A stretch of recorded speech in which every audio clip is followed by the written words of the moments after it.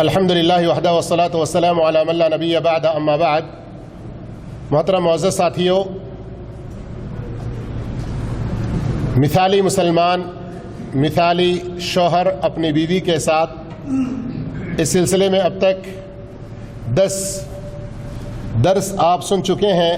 آج 11واں درس ہے، کل ہو سکتا ہے 12ویں درس کو یہ عنوان ختم ہو، پھر میاں بیوی سے آگے کیا رشتہ بنتا ہے، نیا رشتہ شروع ہوتا ہے ان دونوں سے مل کر۔ مثالی مسلمان اولاد کے ساتھ کیسا سلوک کرنا چاہیے، وہ انشاءاللہ 13ویں درس میں 13ویں روزے کے دن شروع ہوگا۔ اللہ رب العالمین ہمارے روزوں کو، ہمارے قیام تراویح کو، ہماری ساری نیکیوں کو قبول فرمائے۔ جو کچھ ہم یہاں مغرب کی نماز کے بعد ان دنوں میں میاں بیوی سے متعلق یا دوسرے عمومی نصیحتیں سن رہے ہیں، ان کو سمجھنے کی، عمل کرنے کی اللہ ہم سب کو توفیق عطا فرمائے۔ اسلام نے عورت کے لیے کچھ آداب متعین کیے ہیں، اور اس کے لیے لباس کے حوالے سے کچھ ایسی رہنمائی، کچھ ایسے اشکال، اس کی ہیئات بتائی ہیں، اور ایسا لباس متعین کیا ہے جسے پہن کر وہ باہر اپنے کسی ضرورت کے وقت نکل سکتی ہے۔ اگر کبھی نامحرم مردوں کے درمیان میں کسی ضرورت سے آنا پڑے تو وہ آ سکتی ہے، لیکن شرط کیا ہے؟ جو اس کے آداب بتلائے گئے ہیں ان کا خیال کرتے ہوئے، جس طرح کا ایک لباس بتایا گیا ہے اس کا اہتمام کرتے ہوئے، جس کو شرعی پردہ کہا جاتا ہے۔ کیا کہا جاتا ہے؟ شرعی پردہ۔ مسلمان عورت جس نے اسلام کے صاف شفاف چشمے سے سیرابی حاصل کی ہے، پانی کا چشمہ پتہ ہے نا آپ لوگوں کو، خاص کر جو لوگ دیہات میں رہتے ہوں اور تالاب کے کنارے یا کسی ندی کے کنارے پانی لینے کی، پینے کی ضرورت پڑتی ہے، تو وہاں کبھی کبھی کچھ قدرتی چشمے ہوتے ہیں، کبھی ندیوں کے کنارے میں چشمہ خود بناتے ہیں لوگ، ہے نا؟ کچھ دیر کے بعد ساری مٹی، دھول وغیرہ سب چھٹ کر صاف سا پانی آتا ہے جسے پیتے ہیں، ہے پتہ ہے نا پانی کا چشمہ۔ لیکن یہاں اسلامی تعلیمات کو کہا جا رہا ہے کہ وہ اسلامی تعلیمات جو قرآن و حدیث سے ثابت ہیں، صحابہ اکرام کے منہج کے مطابق ہیں، جنہیں صاف شفاف، جس کے اندر کوئی گدلا پن نہیں، جس کے اندر کوئی مٹی اور دھول نہیں، جس کے اندر کسی طرح کی کوئی ملاوٹ نہیں۔ اور الحمدللہ یہ اسلام ہی کی خوبی ہے کہ 1400 سال گزر جانے کے باوجود، یہ 15ویں صدی چل رہی ہے، اب تک اس کی سچی تعلیمات میں کسی طرح کی کوئی ملاوٹ، کسی طرح کی کوئی حذف و اضافے کی، کسی طرح کی کوئی خرابی کی بات نہیں ہے۔ دشمنوں نے بہت کوشش کی، لیکن چونکہ اللہ نے اپنے دین کی حفاظت کا ذمہ لیا ہے تو اس لیے الحمدللہ قیامت تک بھی یہ باقی رہے گا۔ اللہ کا یہ وعدہ ہے، تو ہمیں اس سے بھرپور فائدہ اٹھانا چاہیے۔ تو عورت کی بات ہو رہی تھی۔ مسلمان عورت جس نے اسلام کے شفاف چشمے سے سیرابی حاصل کی ہے اور اس کی ٹھنڈی فضاؤں میں پرورش پائی ہے، اس پردے کو بخوشی، پورے اطمینان قلب اور یکسوئی کے ساتھ قبول کرتی ہے، اور یہ سمجھتی ہے کہ یہ اللہ کی طرف سے آیا ہوا حکم ہے۔ پردے کا حکم کس کی طرف سے؟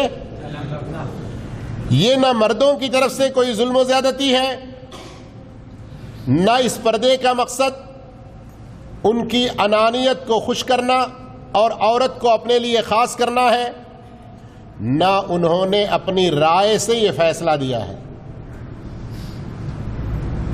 اور نہ ہی یہ کوئی رسم ہے.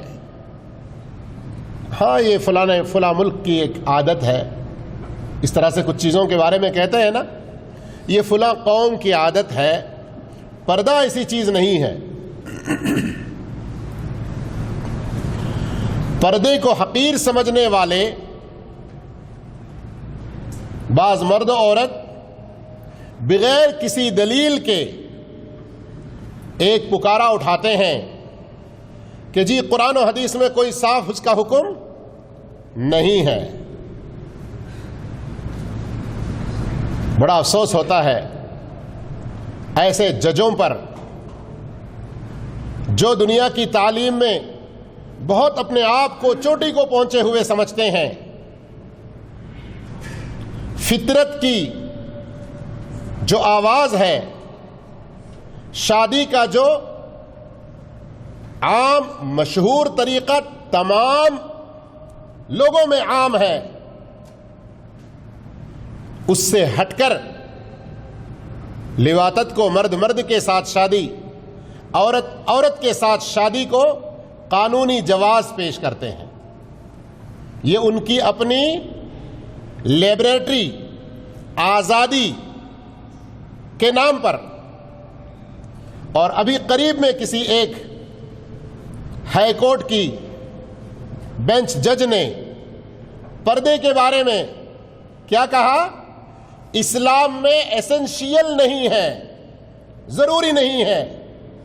ہائے رے تمہاری جہالت پر، حماقت پر، کسی ایک کی طرفداری پر کہ آخر تمہاری عقلوں پر پردہ پڑ گیا، جس کی وجہ سے حقیقی پردے کو غیر ضروری قرار دے رہے ہیں.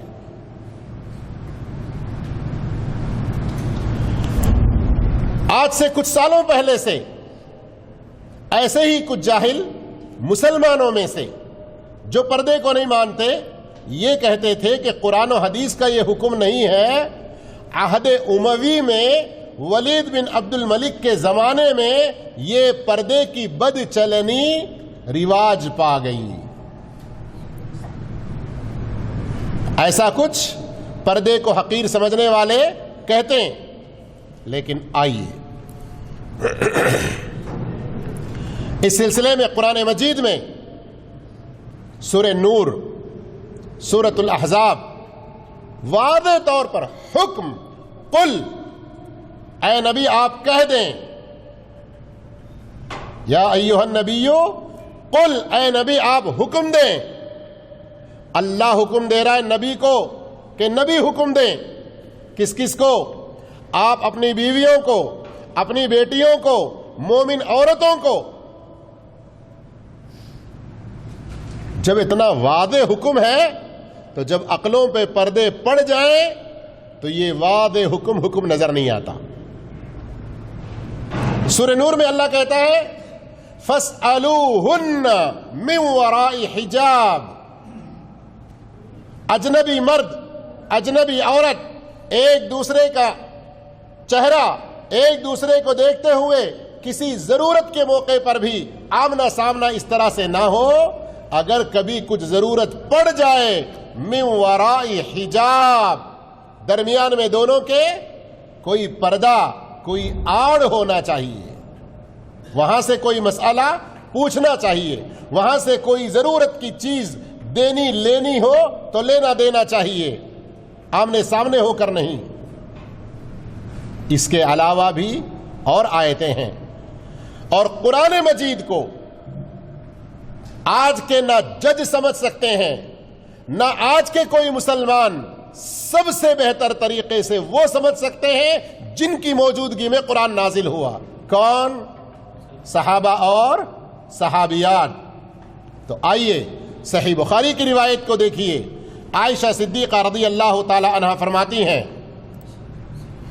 عائشہ صدیقہ رضی اللہ عنہا فرماتی ہیں، صحیح بخاری حدیث نمبر 4758، یرحم اللہ نساء المہاجرات الاول، اللہ تعالی ہجرت کر کے آئی ہوئی ابتدائی عورتوں پر رحم فرمائے. لما انزل اللہ، جب اللہ رب العالمین نے پردے کا یہ حکم اتارا، وَلْيَضْرِبْنَ بِخُمُرِهِنَّ عَلَى جُيُوبِهِنَّ. یہ ایک تیسری دلیل. میں اس سے پہلے سورہ احزاب اور سورہ نور کی دوسری دو آیتیں پیش کی ہے جس کے اندر حکم ہے, اور یہاں وَلْيَضْرِبْنَ, اس کو بھی امر غائب کا صیغہ کہتے ہیں, عربی گرامر جاننے والے لوگ جانتے ہیں. اور یہ جو لام ہے لی, یہ بھی حکم کا معنی دیتا ہے. آیت جب نازل ہوئی سورہ نور آیت نمبر 31 مسلمان عورتوں کو چاہیے کہ وہ اپنے سینوں پر پردے ڈال لیں. عائشہ صدیقہ رضی اللہ عنہا فرماتی ہیں جیسے یہ آیت اتری ان کے پاس دوپٹے کی شکل میں, خمار کی شکل میں, پردہ اوڑھنی کی شکل میں کوئی الگ سے چیز نہیں تھی, تو جو ازار کے طور پر کھلا کشادہ وہ استعمال کرتی تھیں اس میں سے ہی کچھ حصہ پھاڑ کر پردے کے طور پر استعمال کرنے لگی. اور صحیح بخاری ہی میں اختصار کے ساتھ اس کے بعد والی فوراً حدیث 4759 میں اور تفصیل کے ساتھ ابو داؤد میں یہ روایت آئی ہوئی ہے جسے آپ دیکھ رہے ہیں, توجہ سے دیکھیے اور غور سے سنیے. اور یہاں یہ حدیث 3 آیتیں عائشہ رضی اللہ عنہا کی حدیث جو بھی آپ سن چکے ہیں, یہ سب اس دلیل میں پیش کیے جا رہے ہیں کہ حجاب شرعی پردہ جس کے اندر چہرہ چھپانا بھی داخل ہے. آج کل حجاب کے نام پر یورپ اور دوسری جگہوں پر چہرہ کھلا رکھ کر صرف اوپر سے برقعے کی شکل میں جو پہنا جاتا ہے اسی کو حجاب کا نام کچھ لوگ دے رہے ہیں. شرعی حجاب کے اندر باہر جب عورت نکلے تو مکمل طریقے سے وہ چھپی اور ڈھکی رہے. تو یہ آیت دیکھیے, یہ حدیث سنیے. سیدہ صفیہ بنت شیبہ بیان کرتی ہیں ہم عائشہ صدیقہ رضی اللہ تعالیٰ عنہا کے پاس تھے. ہم نے قریش کی عورتوں اور ان کے فضل و برتری کا ذکر کیا.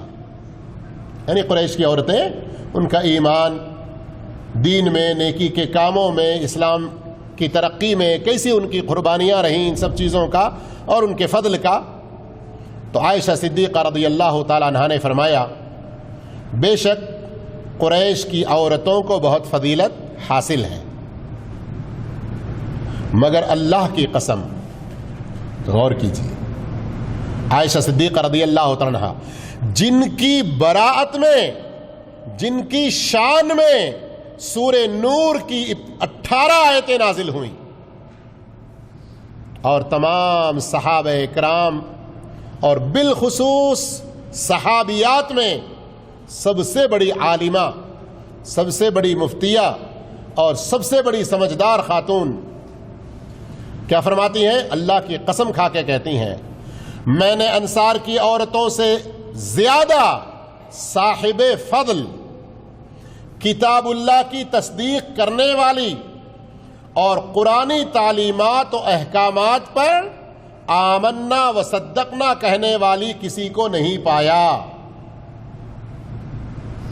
قریش کی عورتوں کی اپنی ایک فضیلت ہے, مہاجر عورتوں کی, لیکن یہاں انصار کی عورتوں کی عائشہ رضی اللہ عنہا ایک تو اللہ کی قسم کھا کے, پھر کتنے طریقے سے کیا کیا الفاظ کے ذریعے وہ ان کی فضیلت بیان کر رہی ہیں. غور کیجئے کہ وہ صاحب فضل, کتاب اللہ کی تصدیق کرنے والی, قرآنی تعلیمات و احکامات پر آمنا و صدقنا کہنے والی انصار کی عورتوں سے بڑھ کر کسی اور کو نہیں پایا.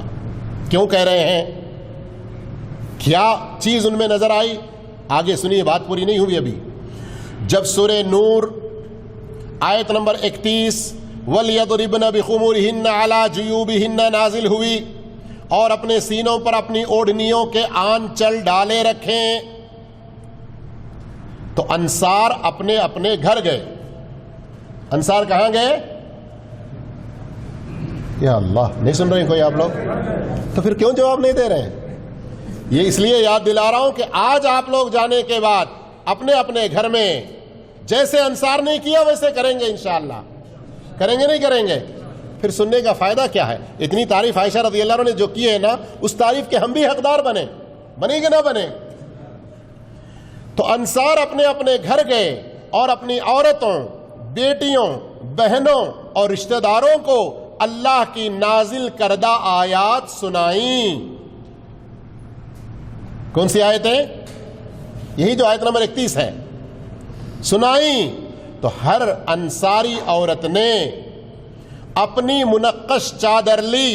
یہاں منقش سے مطلب بہت زیادہ رنگ وغیرہ نہیں، وہ کیا تھا کہ کچھ ایسی چادریں ان لوگوں کے پاس تھیں جس پر کجاوا، اونٹ وغیرہ پر رکھا جاتا ہے نا کجاوا جس پر بیٹھنے کے لیے، اس کی کچھ تصویر بنی ہوئی تھی. تو اپنی چادر لی اور اس کا برقع بنا لیا. کیوں؟ اللہ تعالیٰ کے نازل کردہ حکم پر ایمان لاتے ہوئے اور اس کی تصدیق کرتے ہوئے، اور پھر اسے پہن کر صبح رسول اللہ صلی اللہ علیہ وسلم کے پیچھے فجر کی نماز ادا کرنے کے لیے مسجد میں بھی حاضر ہوئی. شام کے کسی وقت میں آیت اتری، اپنے گھر چلے گئے اور اپنی عورتوں کو سنایا. عورتیں بھی اللہ کے رسول صلی اللہ علیہ وسلم کے زمانے میں مسجد نبوی میں اللہ کے رسول کے پیچھے 5 وقت کی نماز پڑھنے کے لیے حاضر ہوتی تھیں. تو جب فجر میں وہ حاضر ہوئیں، ان کے برقع پہننے سے ایسا لگتا تھا گویا ان کے سروں پر کوے بیٹھے ہوئے ہوں. گویا ان کے سروں پر کیا مطلب کوے بیٹھے ہوئے ہوں؟ یعنی سب اس طرح کے کپڑے پہن کر آئے کہ مکمل طور پر اوپر سے لے کر چہرہ، گلا، گردن وغیرہ. میں نے سوچا تھا لیکن میرے ذہن سے نکل گیا. یعنی جس طرح کا وہ برقع کہہ رہے ہیں نا، ہمارے پاس، ہمارے خاص طور پر ہمارے علاقے میں حیدرآباد وغیرہ کے ابھی بھی بڑی خواتین کو خاص طور پر دیکھتے ہیں اندر سے وہ جلابیات کی طرح، یا جسے نیٹی کہتے ہیں، کالا برقعے کا ڈھیلا ڈھالا وہ پہنتے ہیں. پھر اوپر سے سر کے ایسا کپڑا ہوتا ہے جو پوری طرح یہاں کمر تک آ جاتا ہے، جس کے اندر جسم کے کوئی اونچ نیچ وغیرہ ظاہر نہیں ہوتے. انشاءاللہ میں اللہ کی توفیق رہی کل نہ بھولا تو میں اس کی فوٹو آپ لوگوں کو دکھاؤں گا.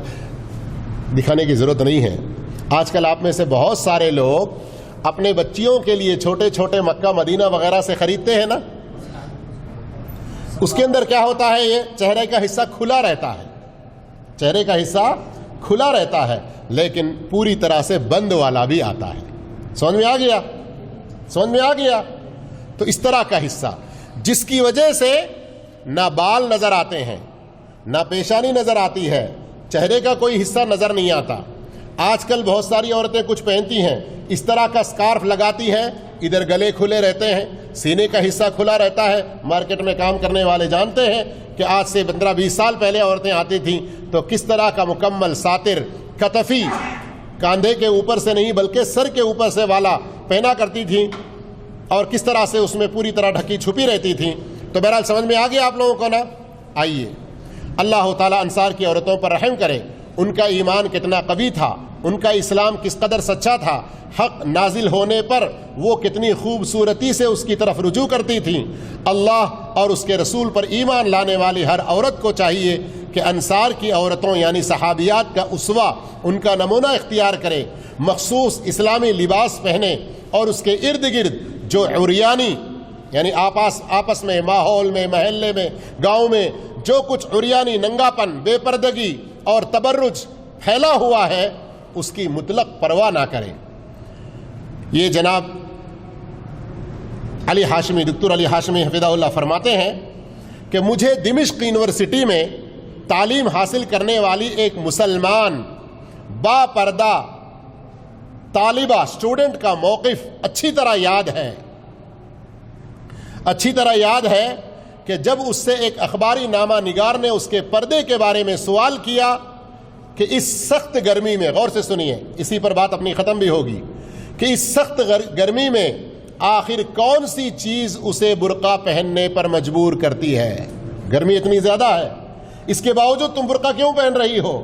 کیا پیارا اس کا شارٹ اینڈ سویٹ جواب تھا، قُلْ نَارُ جَهَنَّمَ أَشَدُّ حَرًّا، جہنم کی آگ کی گرمی دنیا کی اس گرمی سے کہیں زیادہ سخت ہے۔ مسلمان گھرانوں میں ایسی ہی باشعور پاکیزہ مسلمان لڑکیوں کی ضرورت ہے جو نئی نسل کی بہترین تربیت کریں، تاکہ اس طرح معاشرے میں جواں مرد، بہادر اور کام کرنے والے لوگوں کی کثرت ہو۔ الحمدللہ ہیں کچھ لڑکیاں ایک اچھی تعداد میں آج بھی۔ اللہ ہم سب کی اپنی بیویوں کو، بیٹیوں کو اس طرح ہمت والی بنائے، اللہ کی تعلیمات پر عمل کرنے والی بنائے۔ وآخر دعوانا الحمدللہ رب العالمین، والسلام علیکم ورحمۃ اللہ وبرکاتہ۔